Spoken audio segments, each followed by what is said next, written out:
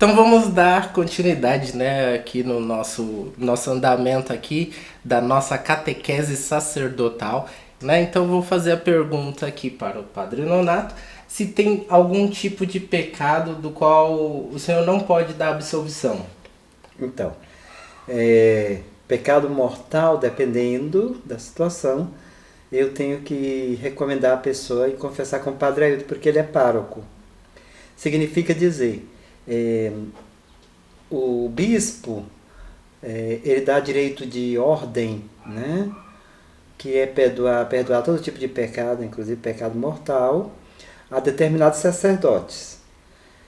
Quando muitas das vezes ele não concede a todos os padres ou párocos, aí ele concede a um padre especial que atende na cúria e que se chama cura.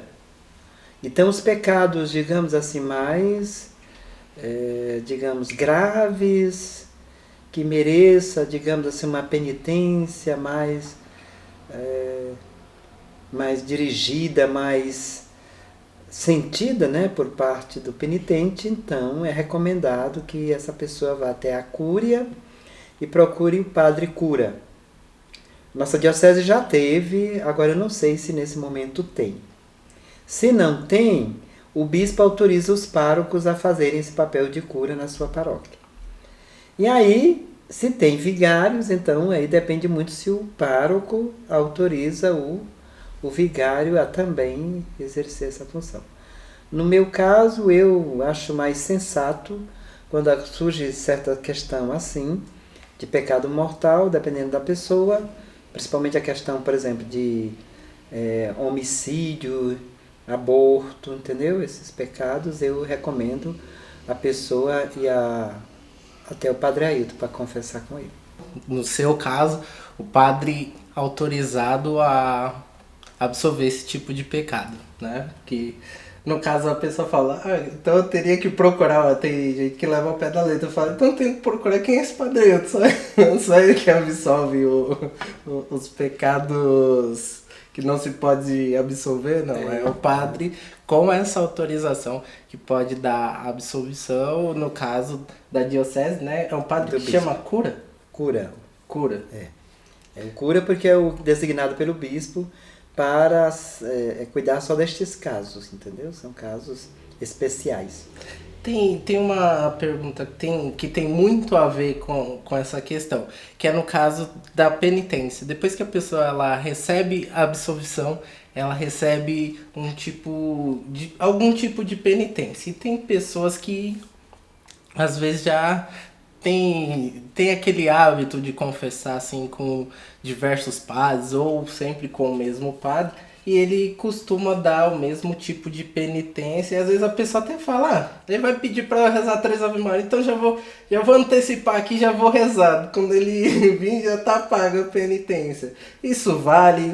Para que serve? Qual que é o fundamento da penitência quando alguém vai se confessar? Então, é chamado de penitência, mas na verdade, penitência é todo sacramento, né? O sacramento, o nome do sacramento é isso. A penitência é a satisfação. Quer dizer, a pessoa vai realizar um ato de satisfação e agradecimento a Deus pelo perdão recebido, né? Outro dia eu falava numa reflexão, numa meditação, né, de que o nosso perdão tinha que ter, sobretudo, contrição. Tem que ser contrição antes, durante e depois. Antes, então, é justamente o exame de consciência. Contrição antes é quando a pessoa faz o exame de consciência. Puxa, devia não ter feito, podia ter... Então, a pessoa chega ao arrependimento através desse exame de consciência. Durante a confissão. Durante significa, na hora da confissão, você não tentar enfeitar. Que às vezes as pessoas vão confessar, aí tem aquelas pessoas que muitas das vezes, se você deixar, a pessoa já se auto-justifica. Olha, eu pequei aqui porque eu menti, mas não foi porque eu quis, foi porque o outro fez eu mentir, porque, quer dizer, conta uma história para defender o seu pecado, né? Então, digamos, então a pessoa não tem consciência, durante ali a pessoa não está tendo consciência do seu pecado. Porque pecado é pecado, não precisa se defender. Aí outro dia, inclusive, uma penitente fazia assim, olha, eu queria explicar para o senhor por que você falei, não fale o porquê. Ah, mas o senhor não precisa entender, eu falei, não precisa entender coisa nenhuma, minha filha. Você conta o pecado, você está incomodando é porque é pecado. Você não precisa me dizer por que fez, porque quem sabe disso é Deus. Eu não estou aqui para entender o pecado de ninguém. Eu estou aqui para dar absolvição para quem está arrependido do que fez. Então, percebe? Então, se a pessoa já vem com aquela ideia de justificação, dizer o porquê que eu fiz o pecado. Aí eu pequei, mas o pecado não é meu, foi de fulano que fez. Então tem essa aí, é o durante, né? A contrição durante. E tem a contrição depois, que é, bom, eu recebi o perdão de Deus, tomara, Senhor, que eu não recaia. Às vezes recai, mas pelo menos eu tenho que fazer o propósito ali. E ali é chamado de penitência, justamente para você agradecer a Deus e pedir força. Mas no caso, assim, quando o padre dá algum tipo de ação para a pessoa praticar, né? Seria o pós, a pós-contrição. É a contrição pós, né? Que é quando você... E se o padre não recomenda, então, digamos, às vezes o padre esqueceu, então você pode, por você mesmo, deduzir. Então, vou fazer um ato de agradecimento, o ato vai ser tal, vou rezar tantos Pai Nosso, Ave Maria, eu vou rezar um terço, ou vou fazer uma obra de caridade, mas convém que depois da absolvição, né, você tenha um momento de penitência ou de satisfação, agradecimento. E se a pessoa fizer isso e falar, já tá pago, tem alguma validade? No caso daquela pessoa, ele vai me pedir para rezar 3 Ave Maria, então já fui com as 3 Ave Maria ali rezadas já. Digamos assim, por dedução antecipada, não vale. Vai que o padre que costuma rezar, mandar rezar 3 Ave Maria, vai ver que daquela outra vez não vai rezar, não vai mandar. Então você já vai digamos assim, com dedução antecipada, não vale. Não vale. Tem que esperar a voz do sacerdote. Uma outra pergunta aqui. É sabido que quando a pessoa procura, né, esse sacramento, é uma pessoa batizada, né? E no caso de vamos supor, uma pessoa que vem de uma outra religião, uma pessoa que não é batizada, se ela se confessar, tem algum problema? Ou de repente, se a pessoa se confessa, mas ela omite, no caso, essa informação, eu não sou batizado, há alguma intercorrência disso? Se a pessoa, digamos, não se referiu por medo, ou porque não... Ela está lembrada, mas digamos assim, não vou falar. Bom, resolveu não falar. O padre vai e faz a oração da absolvição, porém, esta oração é inválida. Quer dizer, ela em si mesma ela não fará efeito nenhum na vida dessa pessoa, porque ela omitiu. Agora, se ela diz assim, olha, eu não sou batizado, tá, mas queria confessar, claro, o padre quer ouvir, dá para ouvir, ouve, e no final das contas, ele sabe que não dá absolvição, faz só uma oração pela pessoa, né? Mas o mais saudável é que a pessoa mesma, no começo já diga, eu não sou batizado, ou não fiz a primeira comunhão, geralmente se diz. Porque também a pessoa que não fez a primeira comunhão, logo não confessou, então, quer dizer, está ali pela primeira vez. Então, para ela confessar e ter, digamos assim, direito à absolvição, normalmente, ela precisava ter feito a catequese, feito a primeira comunhão para poder, né? Se a pessoa não passou por esse momento de evangelização, aí o sacerdote na hora vai... Mas convém que a pessoa mesma diga, né? Padre, eu não fiz a primeira comunhão. Agora nós vamos entrar aqui numa pergunta polêmica. No caso, essas perguntas vai ser para encerrar e já vou embutir uma na outra, que uma tem a ver com a outra, né? Geralmente isso acaba acontecendo muito em novelas mexicanas. Sempre tem um padre que sabe, né, que a pessoa cometeu ali alguma maldade, ele tem que guardar aquilo ali com ele, né? E as outras pessoas ficam, mas por que ele não vai lá e não conta, né? Que a pessoa fez isso e acaba com a trama da novela, né? E o padre não pode contar. Aí vem aí essas duas perguntas. É verdade que, a primeira, que se um padre se recusar a atender a confissão de alguém e essa pessoa saiu dali, veio um carro, atropelou, a pessoa morreu ou ela se matou, aconteceu alguma coisa com ela, os pecados daquela pessoa vêm por conta do padre, né, por assim dizer. E outra coisa, se ele revelar esse segredo, que nem no caso acontece ali nas novelas, né, por que o padre não fala, tal, por que ele não pode revelar esse segredo de confissão, porque recairia sobre ele os pecados da pessoa? Como é que funciona aí essa dinâmica, já embutindo essas duas perguntas para nós encerrarmos? A primeira coisa, a primeira resposta é dizer, por exemplo, a pessoa que morreu repentinamente com o desejo de se confessar e manifestou isso ao sacerdote, e aí o sacerdote não atendeu, a pessoa morreu, né, repentinamente. Não tem essa, digamos assim, de a pessoa assumir os pecados do outro, assim, não existe. Na doutrina da igreja isso não é referido desta forma de maneira nenhuma. Pode ter, digamos, espiritualmente uma punição, nem da igreja acho que talvez não tenha, mas digamos assim, pode ser que sobre um remorso de consciência, porque, né, o próprio sacerdote vai dizer que ele vai sentir que de repente poderia ter ajudado a pessoa, né? Ouvido a pessoa de alguma forma, tal. Então, quando muito tem isso. Agora, essa aí é um deduzir enganoso, é uma dedução enganosa. Não tem nada é confirmado com relação a isso. Agora, o segredo de confissão, isto é real, existe verdadeiramente.